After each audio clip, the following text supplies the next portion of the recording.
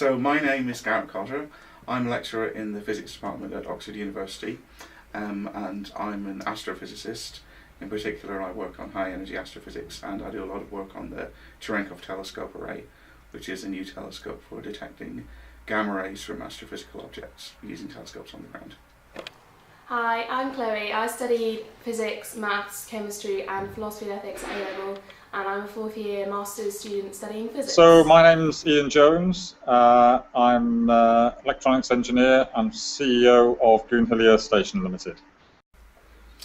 The greatest advantage of a physics degree is that it gives you a way of looking at the world in a quantitative way. One of the main reasons though why people go into the physics degree, of course, is because they're learning about nature in that way. But the thing that really comes out of it into everyday life, no matter what you choose to do after a physics degree, is the way that you can analyse the world quantitatively. And so disadvantages of a physics degree are that it's a lot of work. It's a subject where, because it's quantitative, because it's quite concrete, you have to work very hard. You have to do a lot of practice. But it's like practicing to be a top musician or practicing to be a top sports person. You've got to do a lot of that. You can't sit down and say, I'm the genius, I'm going to work out how the world works by physics. Okay. The biggest advantage of a physics degree is that it's so employable. It's like employers love physics because it shows good logic skills, it shows you work hard, it shows you do like a tough subject. The biggest disadvantage of physics is that is a lot of contact hours, and you'll often find your friends doing art subjects will have a lot more free time and don't have to work as hard. I think the really big advantage of doing either a physics or an engineering degree is the career opportunities that it opens up for you. So there's no doubt that it unlocks a really wide range of activities. I'm old enough just to remember the end of the Apollo moon landings. Okay. And ever since then it was the classic story of wanting to be an astronaut. I guess in my case I suppose that always was a little bit maybe too physical or dangerous.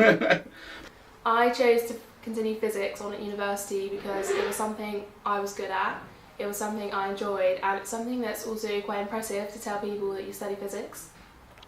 Because there's such a breadth of not just standard careers, but just outlook on the world and getting into novel careers of your own. During school, I did not have much guidance as what a physics degree could open up into. I think from a young age, you just assume that if you study physics, you have to get a job in physics or do a PhD or go into research. Although I didn't know what I wanted to do when I came to university, I'm now planning to work in an investment bank in technology. In an investment bank, there's lots of responsibility with money, so it's up to the technology side to support the investment bank. Because imagine if something goes wrong in technology, they can lose millions of pounds within seconds. So my role would be kind of supporting the bank, or possibly more at the strategic side. And technology is something that's always evolving, so it's always relevant. At A-level, it would be useful to know what kind of thing you can do in physics, because commercially I think you can only go into physics when realistically you can go into so many other jobs like banking or accountancy or like financial services or like teaching, like opportunities are endless. Physics institutions tend to encourage us as students to go directly into physics, like research and PhDs, but you have to know that if you don't want to go into that and you want to go into something different, that's completely fine too. Certainly, because there are a few women in high stages of the academic side of physics, even today, there are fewer role models.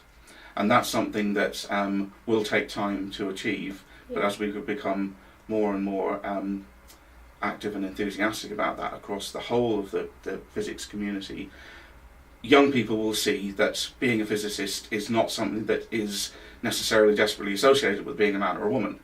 A young person today looking at physicists, looking on the TV, looking about the stories in the newspapers, they'll see that most people doing it are men.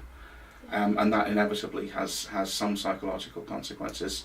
So having role models is very, very important as an attractive.